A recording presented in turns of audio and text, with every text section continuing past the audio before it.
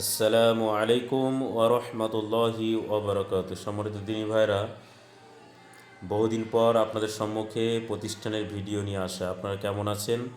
আশা করছি মহান আল্লাহর অশেষ রহমতে আপনারা ভালো আছেন। দেখছেন আমাদের মাদ্রাসার বাচ্চারা লাইনে দাঁড়িয়ে রয়েছেন একটি বিশেষ উদ্দেশ্যকে সামনে রেখে। বর্তমানে আমাদের প্রায় 40টি বাচ্চা রয়েছে। আপনারা প্রত্যেকে তাদের জন্য দোয়া করবেন। আমাদের নুরানি বিভাগের একটি ছাত্র আনহার মোল্লা, সে নুরানি কমপ্লিট করে নাজেরা বিভাগে পদার্পণ করেছে। সেই জন্য আনন্দ চিত্তে তার অভিভাবক বাচ্চাদেরকে মিঠাই খাওয়াচ্ছেন। আপনারা দেখছেন বাচ্চারা সুন্নতি তরিকায় বসিয়ে দস্তরখান বিছিয়ে সেগুলো খানাপিনা করছে। যদিও এটি কোনো বিধান নয়, তার অভিভাবক আনন্দ চিত্তে বাচ্চাদেরকে মিঠাই খাওয়াচ্ছেন।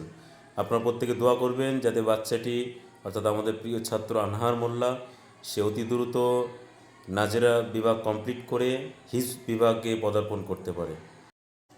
এবং খাস করে তার অভিভাবকের জন্য দোয়া করবেন যাতে মহান আল্লাহ তার রিজিকে বারাকা দান করেন।